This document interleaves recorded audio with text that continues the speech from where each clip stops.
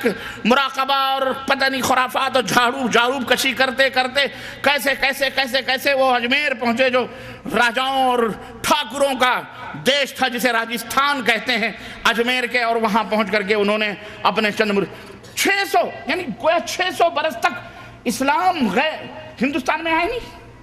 کسی کو یہ سوچنے کی نوبت نہیں ملی کہ محمد ابن قاسم رحمۃ اللہ علیہ 93 ہجری میں سندھ کے دروازے کھٹکھٹا رہے تھے اپنی 12,000 فوجوں کو لے کر، جو محدثین کی علماء ربانیین کی ٹیم تھی۔ 12,000 مجاہدین سندھ کے دروازے کو کھٹکھٹا ہی نہیں رہے تھے، بلکہ گھوڑوں کی ٹانپوں سے ملتان اور سندھ کی سرزمینوں کو سبزہ زار بنا رہے تھے، رحمت و شفقت کا جو ہے شامیانہ کر رہے تھے، اور لوگ جوخ در جوخ اسلام قبول کر رہے تھے۔ 93 ہجری میں اس وقت امام ابو حنیفہ رحمۃ اللہ علیہ بھی نابالغ تھے، 13 برس کے تھے۔ کتنے برس کے تھے؟ لیکن کوا کان لیا جاتا ہے جب آدمی اندھا ہو جائے تو اس کا کیا علاج ہے؟ اس کا یہ علاج ہے جو جب بھی ایک آدمی اندھی چال چل گیا تو اس کو جدھر بھی ڈھکیلو بھیڑ کو تو بھیڑ کی طرح چلتی۔ یہ نہ سوچیں آپ، دیکھیں عرض کرنے کا مطلب کیا ہے یہ کہ یہی حشر ہوا ہمارے دین کے ساتھ ہو رہا ہے۔ جس نے جو کہہ دیا حضرت ہیں، علامہ ہیں، محقق ہیں، الحاج ہیں، فلانے ہیں، آپ نام کے پہلے جو القاب ہوتے ہیں وہی سجدہ ریز ہو جاتے ہیں، عقیدت و محبت میں وہی تلوے چاٹنے شروع کر دیتے ہیں، وہیں سو جاتے ہیں، تو پھر آگے آپ کا کیا، آپ کیسے تحقیق کریں گے؟ لیکن نہیں، سنو، مومن کی یہ شان نہیں ہے۔ مومن کی شان کیا ہے؟ یا ایھا الذین آمنوا ان جاءکم فاسق بنبأ فتبینوا۔ مومن کی علامت یہ ہے کہ کوئی بھی خبر اس تک پہنچتی ہے اس کی تحقیق کرتا ہے، بغیر تحقیق کے وہ فیصلہ۔ تو محقق وہ بنو، محقق، ان جاہل مولویوں کی طرح گدھے نہ بنو، ان جاہل ملاؤں کی طرح اندھے لولے لنگڑے نہ بنو۔ یہ تو خود ہی اندھا مقلد، اندھا کیا نابینا، کیا بینا والوں کی رہنمائی کرے گا؟ اندھے خود ہیں، جس طرح کنویں میں جا رہے ہیں سب کو کنویں میں ڈھکیل رہے ہیں۔ اللہ کے لیے میرے عزیزو سدھرنے کی کوشش کرو۔ یہودیوں نے سوچا ان کو کسی نہ کسی سے برباد کرنا، اور مسلسل چالو ہے بربادی۔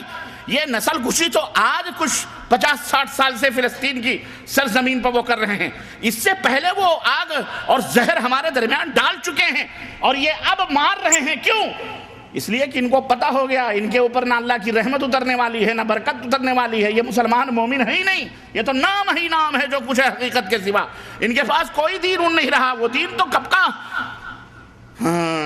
شعر بھی کہا انہوں نے، اور اسی زمانے میں کہا جب سلطان صلاح الدین ایوبی رحمۃ اللہ علیہ نے ان کی گوشمالیاں کی، اسی زمانے میں ان ذلیلوں نے، اور آج بھی کہتے ہیں عربوں کا شعر، عرب سمجھتے ہیں، میں آپ کو بتاتا ہوں، کہا حط المشمش علی التفاح، حط المشمش علی التفاح دین محمد واللہ راہ۔ آج نعرے لگاتے ہیں، کہتے ہیں سیب کے اوپر مشمش ڈال کے کھاؤ، سیبوں پر مشمش ڈال کر کے، مشمش جانتے ہو نا، مشمش، سیب کے اوپر مشمش ڈال کر کے کھاؤ، مزہ لو، کیونکہ محمد کا دین واللہ راہ چلا گیا، خلاص اب محمد کا دین باقی۔ اللہ، کتنا بڑا جوتا ہے۔ اس حقیقت کا علم ان یہودیوں کو ہے، لیکن یہودیوں کے گزنت، یہودیوں کے ڈسے ہوئے یہ ملا نے اس حقیقت کو نہیں سمجھ رہے۔ اللہ کے نبی نے لعنت بھیجی، کہا تمہیں اس لعنت میں ملوث کریں گے۔ اللہ کے نبی، اللہ نے قرآن میں کہا کہ انہوں نے اپنے مولویوں کو رب کا درجہ دیا ہوا، کہا چلو تمہیں بھی ہم عقیدت و محبت کے نام پر رب کا درجہ دیا ہوا۔ اللہ تعالیٰ، اللہ کے نبی صلی اللہ علیہ وسلم نے ہر بدعت کو گمراہی قرار دیا۔ انہوں نے کہا نہیں، بدعت بھی اچھی بدعت ہوتی۔ ہم نے کہا کوئی سنڈاز بھی اچھا ہوتا ہے، گو ہے، سنڈاز ہے، گندگی ہے، یہ بھی اچھی ہوتی۔ ہمارے مولویوں کہا یہ بھی اچھی ہے، تو ان کو بولو حلوہ ماٹا کھا لو، حلوہ سمجھ کر کے۔ اور مولانا اشرف علی صاحب تھانوی نے لکھا ہے کتاب میں، شمائم امدادیہ، مولانا امداد اللہ مہاجر مکی، ان کے حوالے سے میں بتاؤں، کرامت یہ بھی ہے، سنو، کہا کہ ہر روپ دھارن کر سکتے ہیں آپ۔ کہنے لگے کہ حضرت جنید بغدادی رحمۃ اللہ علیہ ایک دفعہ بیٹھے ہوئے تھے، یہ مولانا امداد اللہ مہاجر مکی، یہ وہ گائے ہے جس کا دودھ، جس کے پیٹ سے 2 بچے پیدا ہوئے، میں یہ حقیقت ہے اور میں بیان کر، یہ عرس اور میلے کا بھی اسی سے تعلق۔ اس کے پیٹ سے 2 بچے پیدا ہوئے، ایک دیوبند میں اور ایک بریلی میں۔ یہ دونوں بیٹھ گئے بریلی میں، خان صاحب وہاں ہیں، وہاں خان صاحب ہیں، اور یہاں شیخ صاحب ہیں، شیخ صدیقی۔ کون ہے؟ شیخ۔ یہ شیخ اور پٹھان کی لڑائی ہے اور کچھ لڑائی نہیں ہے، اور واللہ بدلا یہ شیخ اور پٹھان کی لڑائی ہے، یہ دین کی لڑائی۔ دین تو اس لیے انہوں نے بنا لیا ہے تاکہ روٹی بوٹی اگر ادھر جا رہی ہے تو ادھر بھی روٹی بوٹی آئے، ورنہ یہ دونوں ایک ہی رخ کے، ایک ہی سکے کے 2 رخ ہیں، ایک ہی روپیہ ہے اس کے 2 رخ ہیں، ادھر دال ہے اور ادھر با ہے۔ بریلی میں بے ہے اور دیوبند میں بولو، اور ان دونوں کو ملا لو تو کیا ہوتا ہے؟ انگریزی میں بھی بیڈ ہوگا، اردو میں تو بد آتا ہی ہے۔ عاقل صاحب دیوبند کے، ان کو تکلیف ہوتی ہوگی لیکن توبہ کر کے آ گئے ہیں، ادھر مکہ مدینہ آ گئے ہیں، سمجھ رہے ہیں؟ خیر، برا نہیں لگنا چاہیے، یہ ریفریشمنٹ ہے جو میں دے رہا ہوں، اور یہ ویسا ریفریشمنٹ نہیں ہے جو بچوں کو چاکلیٹ کھلانے کا، یہ حقیقت ہے۔ اس کی تہوں میں جاؤ گے تو تمہیں یہ حقیقت ملے گی۔ تو حاجی امداد اللہ مہاجر مکی فرماتے ہیں کہ جنید وقت،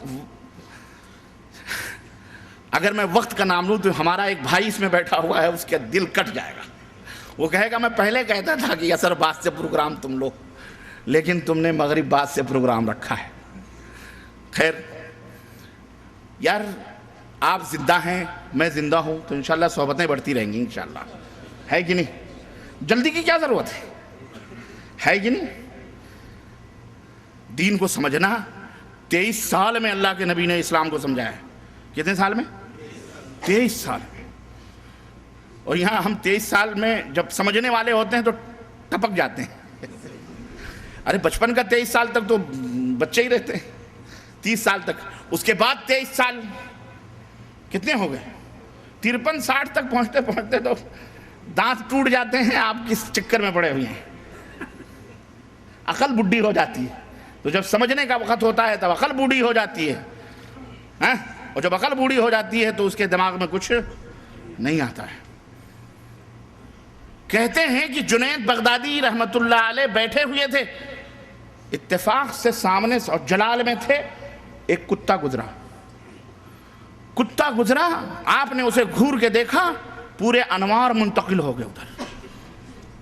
اب تھوڑی دیر گزری تھی کہ اس کتے کے پیچھے 50 کتے، وہ کتا جا کے کسی میدان میں کنڈلی مار کے منہ لپیٹ کے بیٹھ گیا۔ اب حضرت فرماتے ہیں کہ اس کے چاروں طرف ہم نے دیکھا کہ سارے کتے بیٹھے ہوئے ہیں، بالکل مراقبے میں۔ کہنے لگے یہ کیا ماجرا ہے؟ کہا حضرت نے کتے کو دیکھا، وہ کتا ولی ہو گیا، اب اس کتے نے جس کتے کو دیکھا وہ سارے ولی ہو گئے۔ تو اور اللہ کی قسم بتلا رہا ہوں، طاہر القادری اس زمانے کا ایک بہت بڑا دجال ہے، نام لینا میں مناسب نہیں سمجھتا ہوں، لیکن جو خود ہی متعارف ہوں ان کو کیا، ان کے اوپر کیا ہے نام لینے۔ اس نے اپنی ایک تقریر میرے پاس موجود ہے، اس میں اس نے یہ کہا ہے کہ ایک بزرگ گئے جب مدینہ، تو دور ہی سے روتے روتے فضائل بیان کر رہا ان حضرت کے درگاہ، تو دیکھا کہ سائے گنبد خضرا میں ملگجے اندھیرے میں چند کتے بیٹھے ہوئے تھے، تو حضرت بھی چند کتے بیٹھے تھے، تو حضرت بھی جا کے آلتی پالتی مار کر ان کتوں میں بیٹھ گئے، اور کہتا ہے میں تو حضور کے دربار کا کتا نہیں کترا ہوں، کترا، کتے کی بھی تصغیر کترا، کہتا ہے میں تو کترا ہوں، کترا حضرت کے چوکھٹ کا۔ حضرت جا کر کے اس کتے میں بیٹھ گئے، لیکن وہ کتے بھاگے نہیں، کیوں؟ وہ معمولی کتے تھوڑی تھے، وہ کتے ہوتے تو نہ بھاگتے۔ اوہ نبی کے گنبد خضرا میں سائے میں آرام، وہ کتے نہیں تھے، وہ نہ جانے کہاں سے آئے ہوئے اولیاء اللہ تھے جو وہاں آرام کر رہے تھے، بھاگے نہیں، اس لیے وہ کتے نہیں تھے، بھاگ جاتے تو وہ کتے ہوتے۔ ہم نے کہا تو اپنے بزرگوں کو کتا کہہ لے، تو کتا، تیرا باپ کتا، ابن الکتا، کتے کا کتا کتا ہی ہوتا ہے، تو مومنوں کو کتا نہ کہہ، یہ کتے کی نسل ہوگی اس لیے کتے۔ اسلام میں کوئی مسلمان کتا نہیں ہوتا، کتے کتے ہوتے ہیں، اس لیے ان کی زبانوں سے بھی وہی کتے والی بات نکلتی ہے۔ میں کہتا ہوں تو کہتے ہیں ربانی کتا کہتا ہے، میں کیوں، میرے باپ کو کیا پڑی کسی کو کتا کہنے کی؟ وہ خود ہی اپنے آپ کو کتا کہتا ہے، جو خود ہی اپنے سر پہ جوتا مارے اس کو جوتا مارنے کیا فائدہ؟ وہ اللہ نے زندگی میں لعنت رکھی ہوئی، تو آپ اس کو لعنت کر کے کیا پاؤ گے؟ عرض کرنے کا مطلب یہ ہے، اس طرح سے ایک بزرگ تھے، کہا حضور آپ کیسے کتا بن جاتے ہیں اور کیسے انسان بن جاتے ہیں؟ اگر آپ کے پاس یہ کرامت ہے تو یہ حلوہ رکھا ہے نا، اور یہ پیخانہ رکھا ہوا ہے، آپ انسان ہیں کیسے کھا سکتے ہیں؟ اس نے حلوہ اٹھا کے کھا لیا، کہا میں انسان ہوں، اور تھوڑی دیر میں سنڈاس بھی کھا لیا کہ دیکھو میں حیوان بن گیا، کتا بن گیا تو سنڈاس بھی کھا سکتا ہوں۔ تو کہا انسان بن کر کے حلوہ کھا لیا اور کتا بن کر کے سنڈاس کھا لیا، دونوں ہو گیا۔ تو یہ عرض کرنے کا مطلب یہ ہے کہ یہ وہ گائے ہے۔ امداد اللہ مہاجر مکی آئیں گے، عرس مناتے ہیں، میلے مناتے ہیں، سب کچھ جائز قرار دیا انہوں نے، لیکن ان کے پیٹ سے دو نسلیں نکلیں، ایک نے دیوبند میں اپنا ڈیرا ڈالا اور ایک نے بریلی میں، یہ سب کے پیر روح رواں ہیں۔ عرض کرنے کا مطلب یہ ہے کہ یہودیوں نے ہمیں کہاں کہاں، یہ 22 رجب المرجب امام ابو حنیفہ کے استاذ امام جعفر صادق جن کے نام کی فقہ بھی بنی ہے، فقہ جعفریہ، استاد کی فقہ نہیں مانتے، شاگرد کی فقہ لے کے چلتے ہو، نہیں سمجھ آئی؟ اور بیچارے وہ شاگرد اپنے امام کے لیے، استاد کے لیے لڑتے ہیں کہ فقہ جعفریہ نافذ کرو، لڑتے ہو کیوں فقہ جعفریہ؟ استاد کی کیوں مخالفت کرتے ہو بھائی؟ نہیں کرنی چاہیے، لیکن بہرحال چونکہ اپنا مفاد وابستہ ہے، مصلحت ہے، اس لیے لڑتے ہیں، لیکن ہیں سب ایک چٹے بٹے۔ عرض کرنے کا مطلب یہ ہے کہ امام جعفر صادق کا نہ 22 رجب کی پیدائش ہوئی، نہ موت ہوئی، نہ کچھ کوئی رشتہ اور تعلق نہیں۔ پھر کیا ہے؟ مناسب رہے رجب کے کنڈے، فاتحے دنا دن ہو رہے ہیں، گوشت تک نہیں بنتے، اس دن باقاعدہ پاک صاف گھر کیا جاتا ہے۔ یہ وجہ کیا ہے؟ اصل بات یہ ہے، پردہ اٹھا دوں میں؟ ہاں، اصل مسئلہ کیا ہے کہ 22 رجب وہ عظیم الشان تاریخ ہے، سب کو پتا ہے۔